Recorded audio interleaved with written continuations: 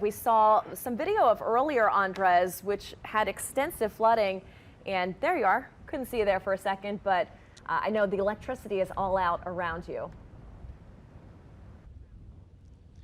Right, Megan, that's unfortunately something that we've been dealing with covering Jefferson Parish. I want to say since around 10:30 until now. It's just been pitch black for a lot of East Bank, Jefferson Parish, West Bank as well. We're here along Loyola Avenue, just off of the I-10 exit, right by the airport, if you're not familiar, right by the Sands Club. And I know it might be hard to see, but there is a lot of standing water right here.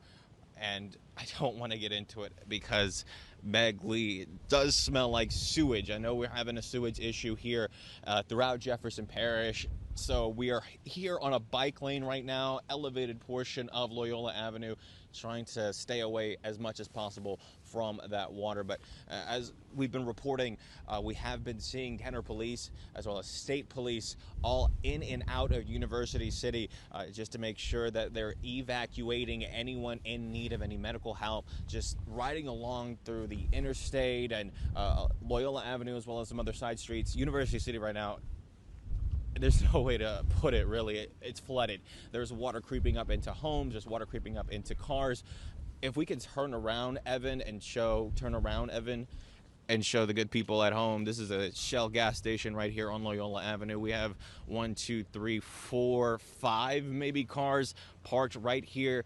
I can't go over there and talk to them. I don't know how deep that water is, and again, don't know what's in that water, but just being here, living in the city of Kenner, I know that a lot of people do hunker down in these gas stations for durations of a storm because they know it's high water. And this particular gas station being as close as it is to University City, I'm sure it's a lot of residents that live there in that neighborhood just hunkering down, trying to wait out the storm. But really, we've been out here for an hour along Loyola, and we haven't seen water die down at all, but we have been seeing, again, a lot of those high water vehicles from both Kenner Police.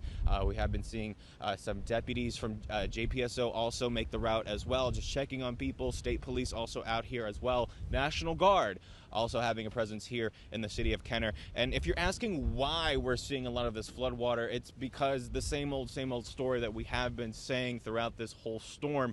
It seems to be that nearby canals, particularly the one closest to the I-10, closest to University City, it got filled up with a lot of that rainwater from Francine, and really that is the big issue right here. This is the other intersection right here, Evan, if you could show.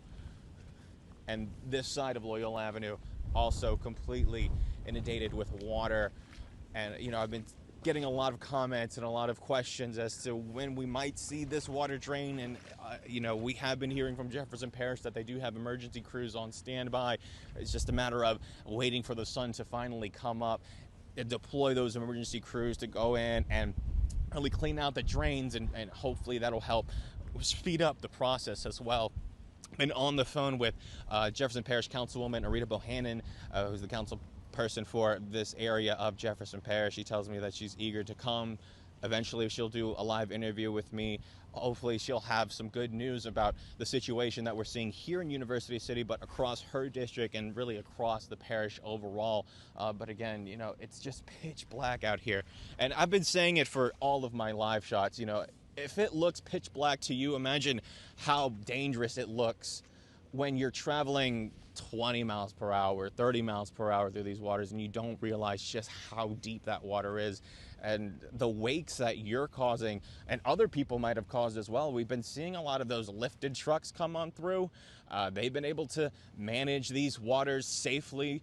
I want to say safely, if you want to call it that way, but that has thrown wakes even to us. We're on this elevated portion of this bike path, so if we're getting rocked by wakes because of lifted trucks on Loyola Avenue, you can only imagine, you know, the severity of things in other parts. We were on Williams Boulevard, same situation over there. It seems as though West Esplanade Canal that has leaked on over and has really caused a number of flooding along that stretch, as we're seeing another, looks like a high water vehicle, waiting to see whether or not that's an emergency vehicle there on Loyola Avenue. But we've been seeing a lot of these high water vehicles go up and down Again, another sign that emergency crews are here. They're waiting.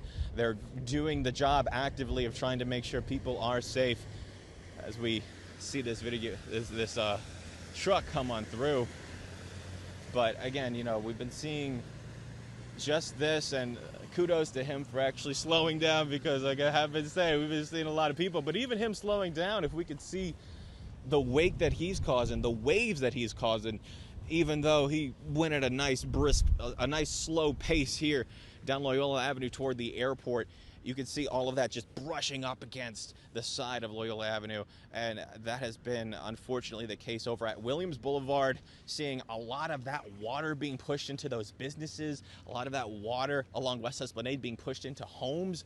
And so once the sun comes up, we're really going to be able to see the extent of damages, not only from the rain, the wind, but also from all of that water from cars traveling on the roads being pushed up against all of those structures. But we're going to be here live, giving you more information. Hopefully we'll be giving the councilwoman sometime soon, and again giving you the latest information on how she sees her district and the latest on how her district has fared during Francine. When we have that information, we'll be updating you both on air and online. But for now, putting live in Kenner, Andres Fuentes, Fox 8 Local First.